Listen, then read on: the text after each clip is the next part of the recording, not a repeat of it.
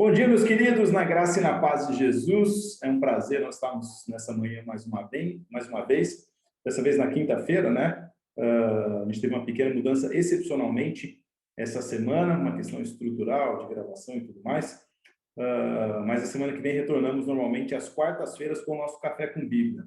Seguimos aqui na carta de Paulo a Tito, ainda estamos no capítulo 1, dos versículos 6 a 9, né? E hoje teremos a terceira parte do nosso estudo sobre como distinguir pastores dos lobos, né? Está aí nos versículos 6 a 9.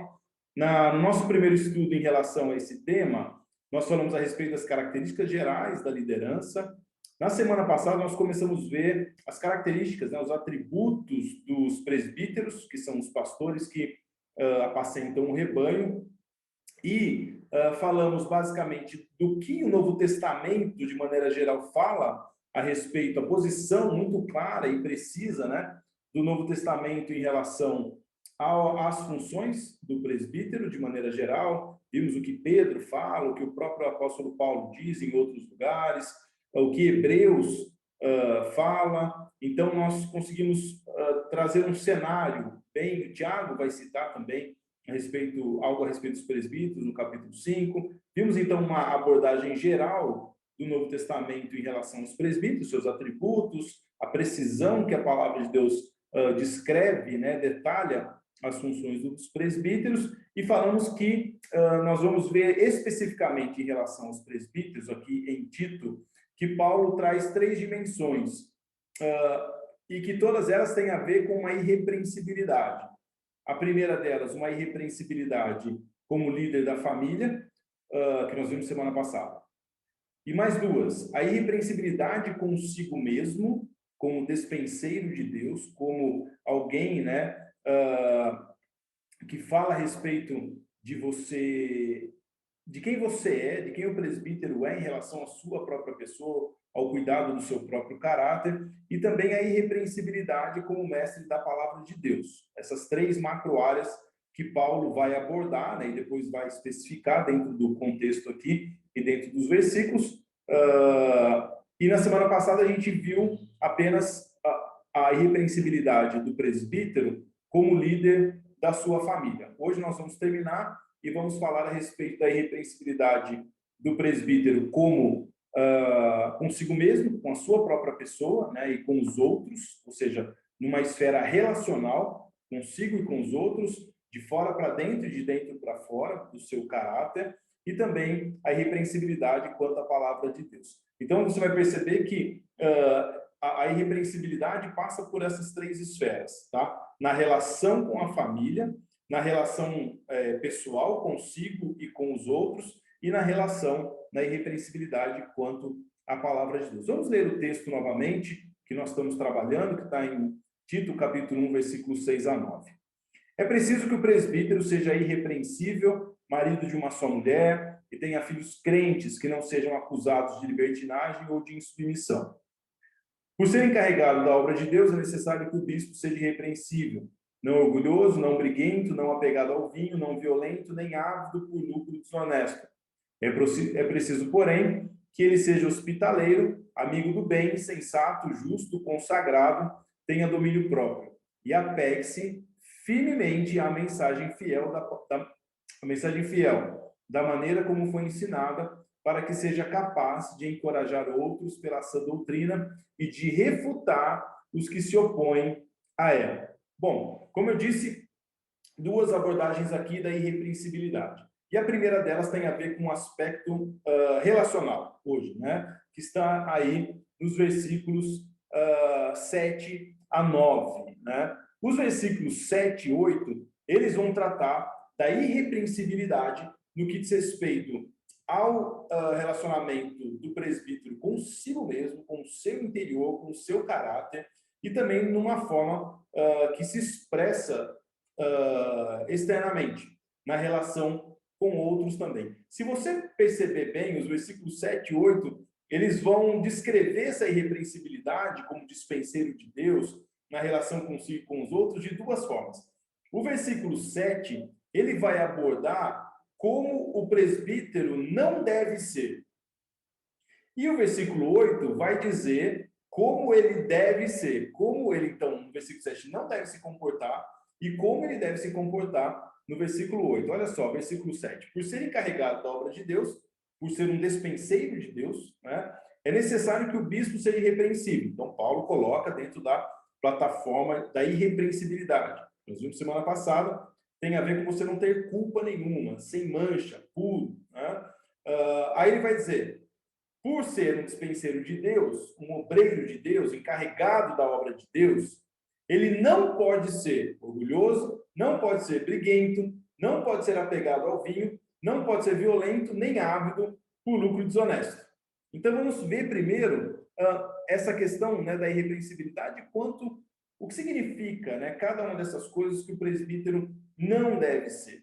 É muito importante a gente entender, baseado nessa questão de Paulo trazer que a razão, o motivo ou a motivação para não ser assim tem a ver com ele ser um obreiro de Deus, ou seja, ele se empenhar na obra de Deus, certo? E também tem a ver com ele ser irrepreensível, o desejo dele de ser piedoso, puro, né? Sem mancha, sem nenhuma marca, né? No seu caráter. Então, uma motivação para isso é irrepreensibilidade e ele ser, então, o obreiro de Deus. Por causa disso, ele não deve ser cada uma dessas coisas que a gente vai ver. Primeiro vai dizer que ele não deve ser orgulhoso, né? O texto vai dizer, não orgulhoso. A palavra aqui, no grego, né, tem a ver com satisfazer a si mesmo. Ela está ligada muito a egocentrismo, certo? É uma pessoa que constitui a sua própria autoridade. Então, uma pessoa orgulhosa, aqui no que pode dizer, olha, não pode ser uma pessoa que o que vale é simplesmente a sua própria autoridade, a sua própria maneira de fazer as coisas, que traz uma satisfação a si mesmo, que simplesmente alimenta um ego. Vamos lembrar, os presbíteros são pastores do rebanho. Então, está claramente ou intrinsecamente, ou mesmo faz parte da característica de um pastor de ovelhas, essa questão de se dirigir aos outros, né? Um certo altruísmo, não é? Então, Paulo vai dizer, ele não pode ser alguém que tem o desejo de satisfazer a si mesmo, que tem o desejo de que com essa posição isso alimente o seu ego.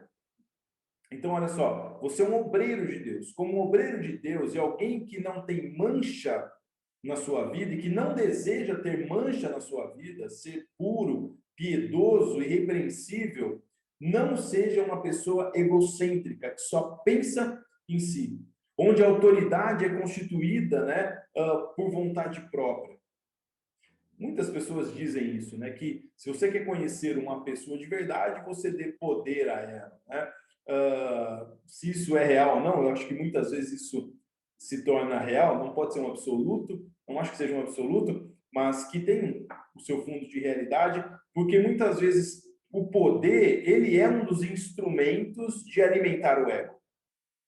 Ele é um dos instrumentos de alimentar, né, e fazê-los sentir melhores, né, do que outros, ou numa hierarquia que confunde, né, o que deveria ser, como Jesus ensina a gente, numa posição de liderança, o serviço, ser servo, como uma postura de que essa liderança alimenta o meu ego e as pessoas são parte desse alimento.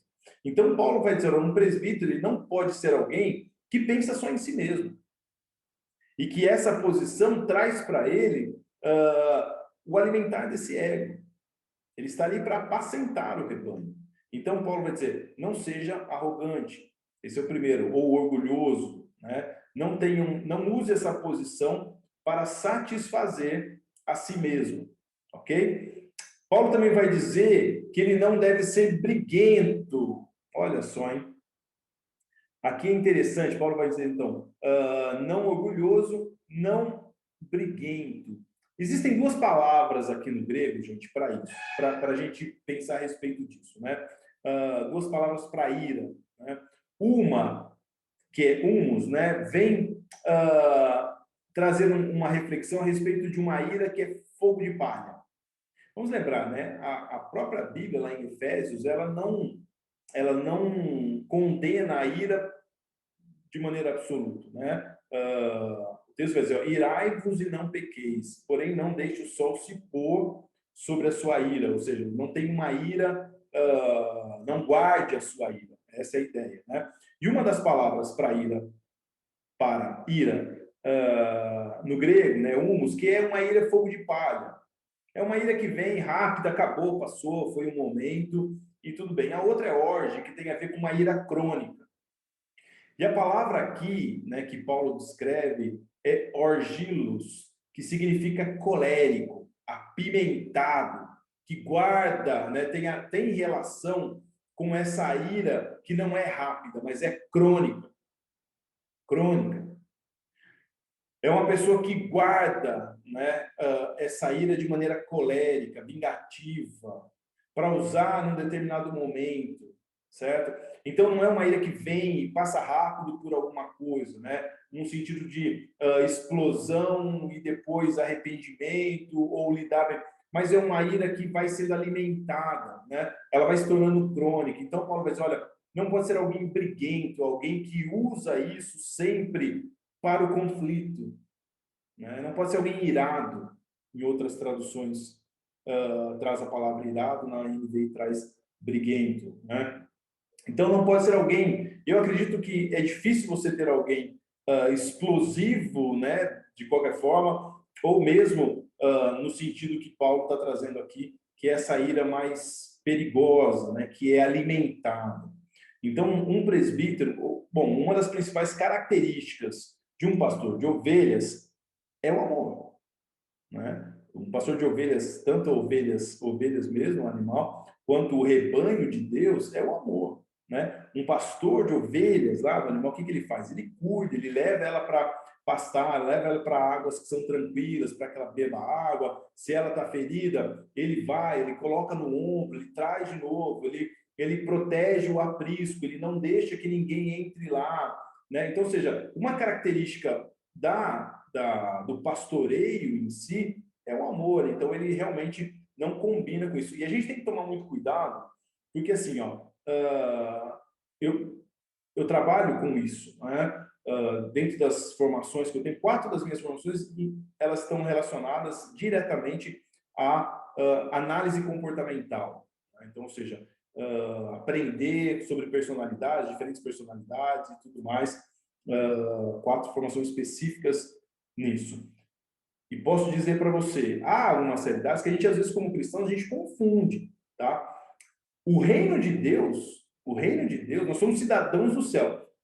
Deus nos fez do jeito que nós somos, alguns são mais esquentados, outros são mais brandos, alguns são mais pacíficos, outros preferem uma boa discussão para que então se chegue, tá tudo certo. Isso são traços da nossa personalidade, a forma que nós somos. E todas elas são boas, mesmo pessoas que são mais gostam de um debate, ou gostam de argumentos, ou pessoas que são mais pacíficas, não curtem conflitos, todas as personalidades dentro de um equilíbrio, elas são boas, foi Deus que fez as pessoas assim, nós somos a imagem e semelhança de Deus, nós temos todas essas características que são humanas, porque elas vieram de Deus, dentro de um ser que é pleno de todas essas características, né? Então, Deus também tem humor, Deus também tem o seu momento bravo, Deus tem o seu momento onde ele expressa, Deus tem um momento na Bíblia onde ele se silencia, Deus é criativo. Então, sim, todas as características de personalidade que as pessoas têm, que o ser humano tem, elas vieram de Deus. E em equilíbrio elas representam Deus. Isso é muito importante. Agora, determinadas características para atuar no reino de Deus, elas têm que ser de acordo com a palavra de Deus nos expressa, como essa daqui. Certo? Então, não adianta a pessoa falar assim, não, eu sou explosivo mesmo, eu sou desse jeito mesmo, gosto de quem gosta. Não, meu irmão, se você é explosivo e se você não sabe gerenciar isso, nós não podemos lidar em algumas situações que envolvem, por exemplo, o pastorado, né? Então, essa é uma coisa muito importante da gente entender. E o texto vai dizer que um presbítero deve ter uma característica briguenta. Ele não pode ser uma pessoa irada, ok? Assim como não pode ser uma pessoa orgulhosa, egocêntrica. Paulo continua, e ele diz, não dado, né, ao vinho, não apegado ao vinho, na NVI, certo? Bom, o que a palavra aqui quer dizer, literalmente, é alguém que se assenta muito tempo junto ao vinho. Ok? Essa é a tradução aqui do grego. Alguém que se assenta muito tempo junto ao vinho. Em outras palavras, alguém que bebe demais. Alguém que bebe além do limite. Alguém além daquilo que se espera que uma pessoa controlada pelo Espírito Santo, certo? Que o Espírito Santo atua, alguém que não consegue, né? É inadmissível para alguém, um limite que é inadmissível para alguém que lida, né, com o poder do Espírito Santo dentro de si, principalmente para liderar o povo de Deus. O Novo Testamento, isso aqui é um assunto sempre complexo e a gente precisa ser muito claro, e a maneira mais sólida, né, e sustentável da gente falar sobre isso é a palavra de Deus, ok? O Novo Testamento não ensina sobre abstinência total. Isso é óbvio, isso é claro no Novo Testamento. E se fosse o contrário, nós nos basearíamos também nisso. Olha, a Bíblia deixa claro essa posição, né? Entre muitos, né? O abuso do vinho ele é condenado nas Escrituras, em toda a Bíblia, toda a Bíblia. Então, a Bíblia não ensina abstinência total, porém ela se coloca claramente em oposição à bebedeira. E tem alguns textos aqui que a gente poderia ler. Por exemplo, Provérbios 23, vamos ler, né? Alguns textos para a gente estudar a palavra de Deus juntos. Vamos ler. Você pode abrir Provérbios, capítulo 23. Provérbios, capítulo 23. Versículos 19 a 21. Você pode abrir no seu celular, se você estiver no celular, você pode só ouvir. Pois os bêbados e os glutões se empobrecerão, e a sonolência os vestirá de trapos. Desculpa, é 19 a 21, né? Faltou aqui. Ouça, meu filho, e seja sábio, guie o seu coração pelo bom caminho. Não ande com os que se encharcam de vinho, nem com os que se empanturram de carne, pois os bêbados e os glutões se empobrecerão, e a sonolência os vestirá de trapos. Versículo 29. De quem são os dias? De quem são os ais? De quem as tristezas? E as brigas, de quem são? E os ferimentos desnecessários? De quem são os olhos vermelhos? Dos que se demoram bebendo vinho, dos que andam à procura de bebida misturada. Não se deixe atrair pelo vinho quando está vermelho, quando cintila no copo e escorre suavemente. No fim, ele morde como serpente e envenena como víbora. Seus olhos serão coisas estranhas e sua mente imaginará coisas distorcidas.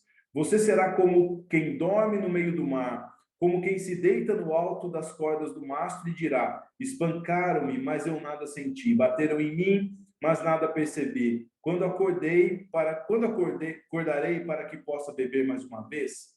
Então a Bíblia aqui, em Provérbios, deixa claro uma oposição, né, em relação ao vinho. Vamos ler outro texto no Novo Testamento, 1 Pedro, capítulo 4, versículo 2 e 3. Para que no tempo que lhe resta não viva mais para satisfazer os maus desejos humanos, mas sim para satisfazer a vontade de Deus. No passado de vocês já gastaram tempo suficiente fazendo o que agrada aos pagãos. Naquele tempo, vocês viviam na libertinagem, na sensualidade, nas bebedeiras, orgias e farras e na idolatria repugnante. Então, a Bíblia, ela não fala a respeito de abstinência total, mas ela é totalmente clara e contrária, oposta a um mau uso disso, ao abuso do vinho. E ela condena isso. Há uma diferença bíblica, então, entre o uso de vinho e o seu abuso. Jesus, por exemplo, em João capítulo 2, ele transforma a água em vinho no casamento em que ele estava. Paulo recomendou o vinho como remédio a Timóteo, lá no capítulo 5, versículo 23 do capítulo 1.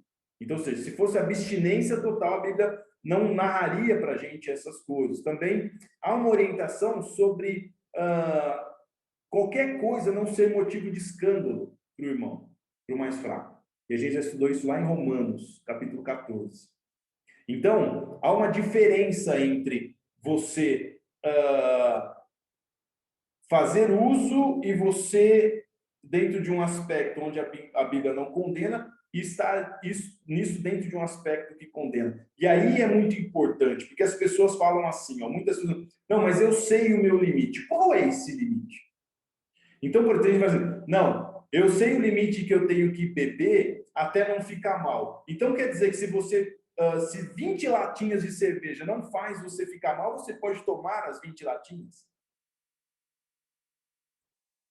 Né, o meu limite é quando eu começo a ficar ruim. Então, peraí, se você começa a ficar ruim tomando 5 garrafas de vinho, então você pode chegar nesse limite. Então, isso é muito perigoso, irmãos. É muito perigoso. A Bíblia narra para a gente claramente que o presbítero não pode ser alguém apegado ao vinho, certo? À bebida. E, como pastores, né, do rebanho, eu acho que nós devemos dar uma atenção muito grande a isso. Muito grande a isso, porque isso pode escandalizar as pessoas. E como pastores do rebanho, nós podemos lidar com pessoas que de fato lidam com esse problema, certo? Então, Paulo vai deixar claro para a gente, né? O presbítero não pode ser alguém que se assenta muito tempo junto ao vinho. Ah, não consigo ficar sem. Isso é um problema sério e grave, ok? E que não deve fazer parte da vida de um presbítero, né? De alguém que é um despenseiro de Deus na sua relação, então, consigo mesmo, tá? Aí Paulo vai dizer que ele não deve ser também violento. O que ele quer dizer com isso aqui? Qual o sentido disso no grego aqui? Literalmente no grego, significa um golpeador, alguém que golpeia. É alguém que não é capaz de controlar suas ações, suas reações e suas emoções. É alguém que não dispõe e não acessa e não permite que o Espírito Santo trabalhe por meio do autocontrole. E isso, né, essa palavra, né, que é plektis, eu não entendo de falar o grego, mas é assim que se escreve, né? Literalmente significa golpeador. Alguém que golpeia, certo? Alguém que dá um golpe. Isso se aplica tanto a ações verbais quanto físicas. É alguém que ameaça, intimida um semelhante, por exemplo, tá?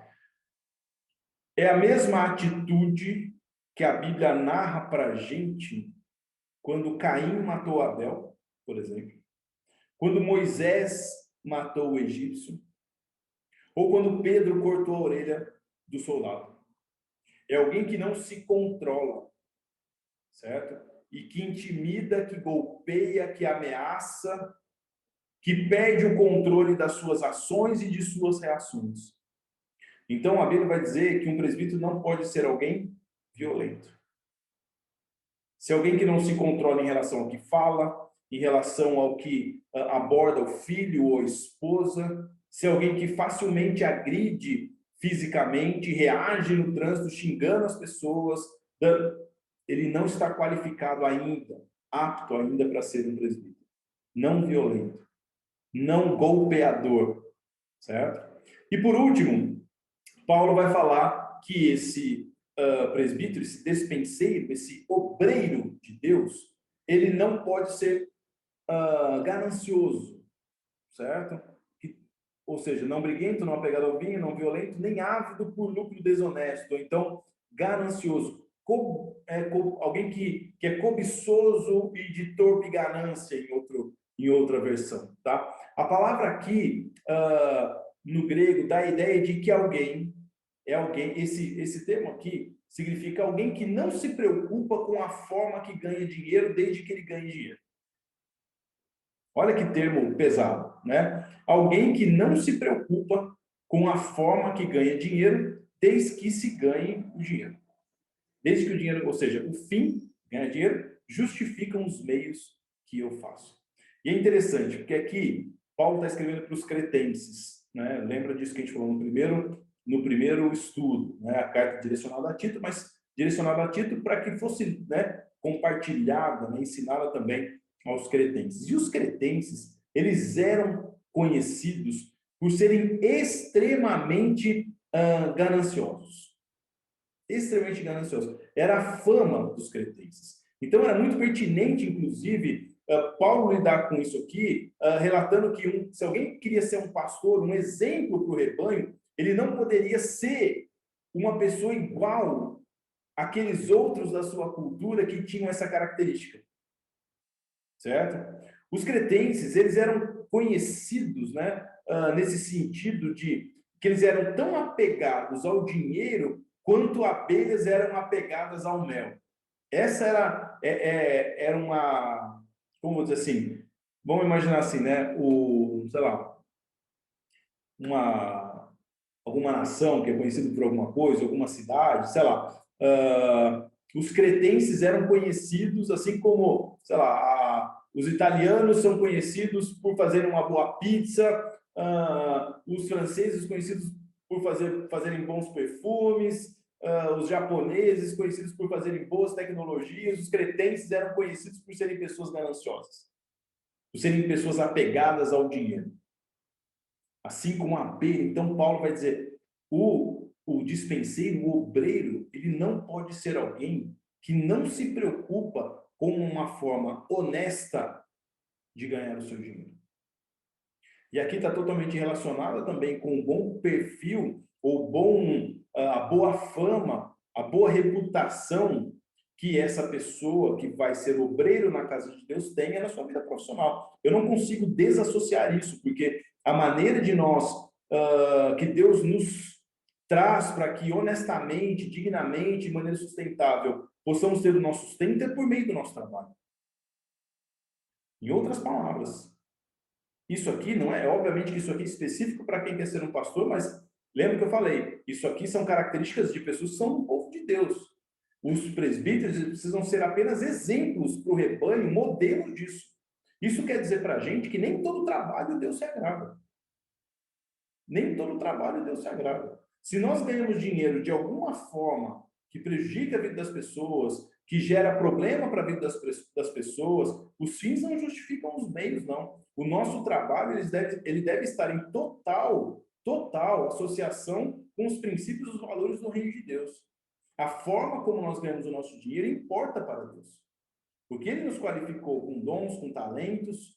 Então, essa coisa, os fins justificam os meios? Não, não. Paulo está dizendo, olha, o exemplo do rebanho, ou seja, o exemplo para o rebanho seguir e fazer igual. Então, ou seja, isso aqui, todas essas características são para todas as pessoas. Os presbíteros são apenas uma forma visível das pessoas dizerem, eu sei como que é ser uma pessoa não violenta, aquela pessoa me ensina, eu quero ser como ela, porque isso é um princípio da palavra de Deus.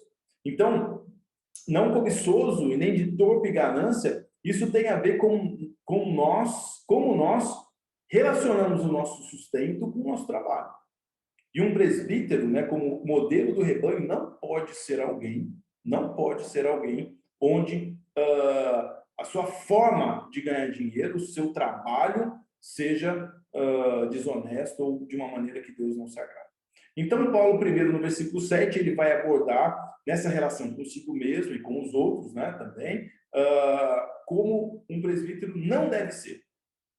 E aí, então, no versículo 8, ele vai dizer as características, né, as 5 características que ele deve ser. Diz assim, é preciso, porém, em contrapartida do que ele não deve ser, que ele seja hospitaleiro, amigo do bem, sensato, justo, consagrado e que tenha domínio próprio. 6 coisas. Então, vamos lá. Ele deve ser hospitaleiro. Hospitaleiro, literalmente, significa amigo de pessoas estrangeiras. Naquela época, né, isso fazia muito mais sentido até do que para a gente hoje, né? Muitos viajantes na época, havia, né, muitos viajantes, né? As pessoas se locomoviam, e essas viagens não é como a gente pega um avião aqui, em 8 horas está nos Estados Unidos, em sei lá, em 12 horas você está na Europa ou em, sei lá, em qualquer parte do mundo muito rápido. Né? Para você viajar para cidades que eram relativamente até perto, você levava muito tempo, né? Se você precisasse fazer uma viagem, qualquer coisa assim. Né? As viagens eram longas, ou eram navios, ou eram, né, por meio de animais, ou seja.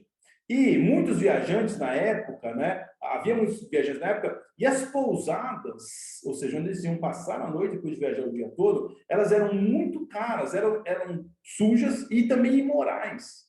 Não eram bons lugares, certo? Então, a hospitalidade acabou se tornando uma marca forte dos cristãos da antiga dispensação. Uma marca forte disso. Tanto no Antigo Testamento, como eu disse, na Antiga Dispensação, quanto na Nova Dispensação, no Novo Testamento. Certo? Era uma marca característica, sempre foi uma marca característica do povo de Deus. Uma marca forte dos cristãos. O presbítero, então, precisa ter o coração, o bolso e a casa aberta, certo? Não apenas para os irmãos, mas também para os estrangeiros, vamos dizer assim, para os de fora. Ok? Isso é muito importante. Então, não é simplesmente colocar a gente dentro da sua casa. Hoje nós temos que contextualizar isso, obviamente, tá? Mas hospitaleiro é aquele capaz de receber amigo de pessoas que necessitam de nós, certo? Um bom mordomo, por exemplo, né? Um bom dispenseiro, alguém que coloca recursos, coisas a serviço de abençoar as pessoas. O coração, o bolso, né, a casa, o carro, os dons, os talentos abertos para receber pessoas. Tá? Obviamente, né, como eu disse, o contexto um pouco mudou nessa questão da hospitalidade, então a gente pode ampliar um pouco mais e contextualizar. Mas na época, era realmente as pessoas estarem dispostas a serem amigas dessas pessoas, receber essas pessoas, tanto em casa, quanto com os recursos que tinham para poder abençoar essas pessoas. Um lugar, né, ou algo assim, dessa forma. Paulo vai dizer que deve ser amigo do bem, certo? Ou amante do bem, amante das coisas boas e das pessoas boas. Amante do bem, das coisas boas e das pessoas boas. É ser capaz de ver o que é de ver o que é de melhor nas pessoas. A gente tem uma expressão, né, nossa comunidade, que é uma capacidade de ter olhos do reino. Capacidade de ter olhos do reino para tudo. Ter uma boa visão das pessoas. Uma maneira de enxergar diferente. Diferente. Sabe? Uma forma generosa, empática de ver as coisas, de ver as pessoas, de se comover com as pessoas. Enfim, deve ser amigo do bem, amigo das coisas boas, amigo das pessoas boas. É óbvio que aqui ninguém tem que fazer julgamento de valor do que é uma pessoa boa ou não, mas nós sabemos, no fundo, quais são aquelas pessoas às quais nós devemos nos associar, aos valores que devemos nos deixar ser influenciados, os argumentos, as opiniões, aos grupos. Nós sabemos, a Bíblia vai dizer que nós devemos ser amigos do bem, e o presbítero, então, ele deve ser um modelo para isso. Capaz de ver o melhor nas pessoas, não julgar tudo, não ver o lado negativo de tudo. Né? Amigo do bem, das coisas boas, amante do bem, das coisas, das pessoas, certo? Eu acho que isso tem um pouco a ver com ser otimista, né? Ter esperança, conseguir projetar o futuro dentro de um cenário melhor para poder trabalhar por isso, ser um incentivador e um mobilizador da motivação das pessoas, tirar o melhor das pessoas, extrair o melhor delas. Então, amigo do bem. Paulo vai dizer também, então, que ele deve ser sóbrio. Bom, sóbrio é o contrário de embriagado. Ou seja, sóbrio é alguém que tem um domínio completo dos seus desejos, certo? E das suas paixões. Isso é uma pessoa sóbria, é uma pessoa que está no controle dos seus desejos e das suas paixões.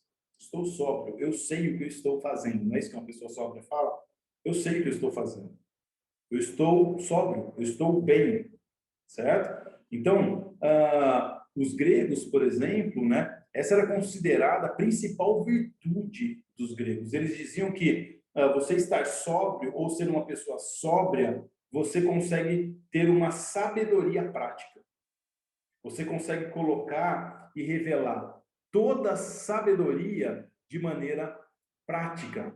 Olha que legal isso. Que coisa bacana, né? Então, os gregos valorizavam muito o domínio próprio. Muito, muito. Né? Ou seja, uma pessoa que está sempre no controle. Até hoje, pessoal, uma pessoa que tem e desenvolve, que é um, não sei se você sabe, mas o autocontrole, né? Ele é um dos pilares da inteligência emocional.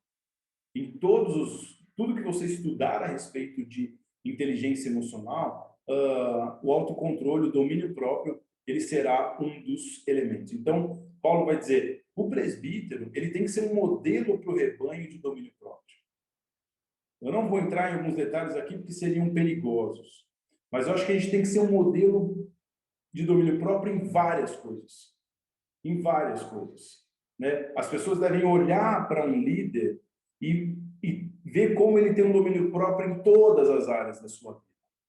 Como ele controla tudo aquilo que é desejo, paixão, vontade. Se a gente quiser ter uma relação melhor disso, é só a gente ler Gálatas capítulo 5 e a gente entender, né, quais são aí as obras da carne ou os desejos da carne. Ele precisa ser alguém, então, que represente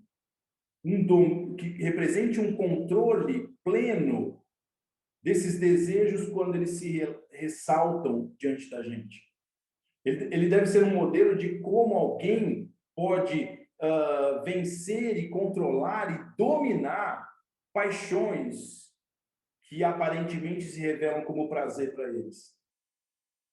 Eles devem ser um modelo para que o rebanho consiga ver isso. Alguém sóbrio, alguém que está sempre no controle dos seus desejos, suas paixões. Ele vai dizer que deve ser alguém justo, certo? Ou seja, que não usa dois pesos, duas medidas. Aqui é fácil. Alguém justo. Isso é uma representatividade muito grande do caráter de Deus, né? Ou seja, que é imparcial, que não faz preferências, né, diante das pessoas. Vai dizer que ele deve ser piedoso. Piedade para mim é santidade na prática, né? É um homem que se reverencia, né? Alguém que se prostra diante da decência da vida. Okay? O tipo de homem que Deus procura, gente, é um homem piedoso. Deus não procura métodos, Deus não procura talentos, Deus procura homens e mulheres piedosas. Certo? Deus não procura os talentosos, ele procura os piedosos. Pessoas que se reverenciam diante do que é correto, diante do que é decente, diante do que é certo, diante do que está na palavra de Deus. Eu vou ficar reforçando isso durante o estudo. Isso são características para toda a igreja do Senhor. Os presbíteros devem ser um exemplo, um modelo, uma personificação disso para que as pessoas do rebanho vejam. Mas isso é para você que está assistindo esse estudo, para qualquer pessoa do reino, para qualquer cidadão dos céus, ok? Então, uma pessoa piedosa que se prostra diante da decência, que passa mal diante da injustiça, diante de coisas horríveis, certo? De coisas indecentes, imorais, injustas. Então, uma pessoa piedosa. E por último, que a gente já falou bastante sobre a sobriedade, né? É o domínio próprio, que aqui, no caso, a palavra no grego, né? Egratis, quer dizer dono de si mesmo. Ninguém pode dominar, no sentido de liderar outros, se não consegue ter um domínio, um controle sobre si mesmo. Qualquer pessoa, certo? No sentido da liderança, isso é muito importante. Ou seja, uma pessoa que tem domínio próprio, ela é dona de si, ela não é influenciada por contextos, por circunstâncias, ela é firmada na palavra de Deus e ela tem o domínio de si, ela está no controle de suas ações, muito parecido com uma sobriedade, certo? Então, essa é a segunda realidade da irrepreensibilidade. Irrepreensível quanto o seu caráter e a relação com outros. E por último, para a gente finalizar esse estudo, o dispenseiro, o obreiro, o presbítero, ele deve ser irrepreensível como mestre da palavra. E o versículo 9 vai dizer principalmente relacionado a duas coisas, né? e ele precisa se apegar firmemente à mensagem fiel, de maneira como foi ensinado, para duas coisas: encorajar outros pela sã doutrina e refutar os que se opõem a ela. Então, além de ser repreensível na família e com as pessoas, consigo mesmo e com os outros, ele deve ser também em relação à palavra. Primeiro, três coisas aqui para a gente pensar a respeito disso. Primeiro, ele deve ter uma fidelidade doutrinária. Ser um estudioso da palavra. Quando fala estudioso da palavra, não é ele saber teologia, ele fazer um... Não. Ele ser um estudioso da palavra, alguém apegado à palavra, alguém que conhece a palavra. Que quando vai dar um conselho para alguém, instruir alguém, não faz baseado na sua opinião, mas ele sabe o que a palavra de Deus traz. É uma capacidade de proteger o rebanho de falsos mestres, gente. Se um presbítero, um líder, um pastor do rebanho, um líder da comunidade, ele não sabe como proteger o seu rebanho, ele não pode ser pastor. Como que ele vai defender o rebanho diante, por exemplo, de doutrinas perniciosas como a gente tem hoje direto por aí? Quanta asneira! Quanta asneira! Eu vejo um monte de cristãos amigos meus que eu amo. Meu, os caras postam partes de mensagem e falam, não é possível. Não é possível. Não é possível. Será que o pastor desse cara não está vendo? Será que ele não tem um líder na comunidade que isso, né, não representa aquilo que a palavra de Deus diz? Isso aqui não é julgamento, não. A gente tem que tomar cuidado porque está cheio de doutrina esquisita aí entrando na mente das pessoas. Então, o presbítero deve demonstrar uma fidelidade doutrinária, uma capacidade de ter a palavra em suas mãos que possa proteger o rebanho, principalmente em tempos de relativismo. Não, a gente não pode julgar, mas se está falando de Deus, a gente tem que tomar cuidado com isso. A gente tem que tomar cuidado com isso. Eu vejo um monte de cristão defendendo aí bandeiras aí que eu falo, gente, como que pode? A Bíblia fala para a gente ser amigo das coisas boas, fala para a gente ser piedoso, se prostrar diante da decência, e a gente fica defendendo coisas aí que Deus não defende, que Deus não está envolvido. A gente tem que tomar cuidado. E é parte da liderança dos pastores do rebanho fazer isso. Proteger o rebanho. Então, ele precisa, em primeiro lugar, dentro dessa irrepreensibilidade, demonstrar fidelidade doutrinária. Eu falo, pode vir falar comigo, pode questionar, mas qual será o parâmetro da nossa discussão? Qual será o parâmetro do que nós vamos conversar quando a gente vai falar de igreja? É a palavra de Deus? É o que a Bíblia ensina ou é a opinião? Se é a opinião, estou fora, porque igreja não tem a ver com opinião, igreja tem a ver com a coisa mais importante para Deus. Então, ela deve ser discutida e conversada com os princípios doutrinários que ele nos ensina. Algumas pessoas já me ouviram falar isso em relação quando vieram falar da igreja ou falar de algumas realidades. Falando, tá bom, nós podemos conversar sobre isso, mas é baseado na palavra? O fundamento da nossa discussão vai ser argumentos doutrinários? Você vai trazer isso para mim para a gente poder discutir? Não, mas veja bem, não. Então, não. Eu não estou aqui para dar opinião na igreja. A opinião está no meu trabalho, fundamentada e tudo mais. Aqui não, isso aqui não é meu, é de Deus. Segundo, demonstrar capacidade para o ensino. Ok? Então, ou seja, de novo, isso aqui não está fundamentado em opinião, em psicologia humana, em coaching, né? Que eu gosto, atuo na minha profissão, mas isso, a igreja, a palavra de Deus, o rebanho, não está fundamentado na minha opinião, na opinião de um líder, em psicologia humana, em metodologias humanas. Ela está baseada no ensino reto da verdade das Escrituras. E é objetivo, absoluto. A Bíblia não é relativista, ela é atemporal. Atemporal. Ela não muda conforme o tempo, ela é contemporânea, ou seja, ela também acompanha o tempo, de acordo com o tempo. Ela é a verdade absoluta, por que ela é a verdade absoluta? Porque ela revela a pessoa de Jesus, que é a palavra. Eu sou o caminho, a verdade e a vida. Como a Bíblia revela a pessoa de Cristo, a Bíblia é a verdade. O que ela diz não tem relativismo. E um presbítero, ele tem que ser apto a ensinar. Ele precisa demonstrar uma capacidade de ensino. Você não precisa ser um mestre da palavra de Deus. Não é isso que está dizendo aqui. Você não precisa ser um pregador, né, um conferencista, um palestrante, um professor. Não, você precisa ser apto para ensinar, demonstrar uma capacidade para ensinar. Ensinar as pessoas, olha, a palavra de Deus diz isso. Se você vai aconselhar alguém, olha, a palavra de Deus diz, você vai liderar uma reunião de oração, um culto, vai fazer uma abertura e falar, a palavra de Deus diz isso aqui é importante para a gente, para a nossa vida, por causa disso, disso e disso. Capacidade para ensinar. A gente, às vezes, não considera isso quando a gente vai escolher alguém, muitas vezes. Simplesmente é bom líder, é cuidadoso, ok, isso é uma parte. A Bíblia diz, ele tem que ser apto para ensinar, capaz de ensinar. E, por último, demonstrar certa habilidade apologética, que tem a ver com a defesa da fé. Deus não precisa de defesa, ok? Por que a gente precisa disso, gente? A gente precisa ter esse poder de conhecimento da palavra de Deus, porque Paulo vai dizer assim, vamos lá, para refutar os que se opõem a ela. Numa outra versão, para convencer os que a contradizem. Como que eu vou defender o meu rebanho, o que eu acredito, se eu não tenho habilidade para confrontar falsos mestres? Imagina um mundo nosso como o de hoje, relativista, se eu não tenho uma habilidade, um poder para desfazer as contradições que as pessoas tentam convencer os outros em relação à igreja. Não é apenas discutir que a Bíblia está dizendo. Ah, você tem que ter capacidade para discutir com as pessoas que contradizem. Não é isso que está dizendo. Você tem que ter habilidade para refutar os ensinos errados.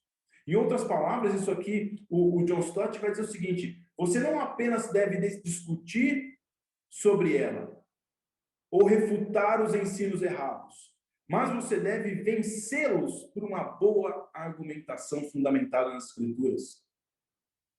Não é simplesmente discutir com as pessoas, não. É você, com os argumentos da verdade, ter capacidade de vencer os argumentos que contradizem o ensino das Escrituras ou da igreja. Então, de quem se espera isso como modelo? Todo mundo deve fazer isso.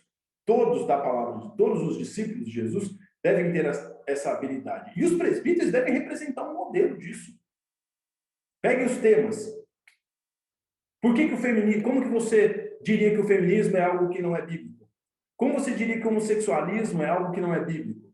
Como você diria, né, que os ganhos desonestos é algo que não é bíblico? Como você refutaria a canção que diz que todas as formas de amor são válidas? Como você, membro da comunidade, você líder, convenceria as pessoas disso por meio da palavra de Deus?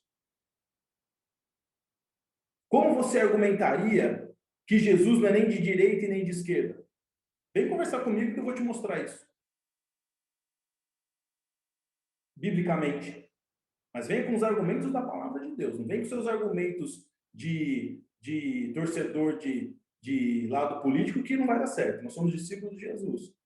Como que nós vamos convencer e vencer os argumentos que andam confrontando a própria igreja, dividindo a própria igreja? Você tem essa habilidade hoje para fazer isso? E como líder, se você é líder, você precisa ser um modelo para o rebanho disso. E tantos outros assuntos num mundo como o nosso, que é pluralista, relativista, onde os absolutos são colocados no chão. O líder, o presbítero, deve ser alguém capaz de se apegar a essa doutrina, Paulo vai dizer. Ok? Se apegar à mensagem fiel. Para quê? Ser capaz de encorajar os outros e refutar os que contradizem a palavra. É por isso que a gente precisa saber, ou seja, ensinar as pessoas e proteger o rebanho. E proteger. Tá cheio de pastor aí na internet, aí com milhões de seguidores, distorcendo a palavra de Deus, conduzindo milhares, milhões, a argumentos equivocados que dividem o rebanho dentro de assuntos que a palavra de Deus ela é clara, ela é objetiva, ela é absoluta. Então, irrepreensíveis como mestres da palavra. Eu quero terminar dizendo, tudo isso, todas essas características, em relação à família, em relação a si mesmo, não deve ser, e deve ser e irrepreensível com a palavra de Deus, elas são características que Deus espera do seu povo, de cada um individualmente. Porém, isso deve ser exemplificado, personificado, ok? Encarnado, visível para os presbíteros. Sem isso, não há qualificação para poder apacentar o rebanho de Deus. Não há como.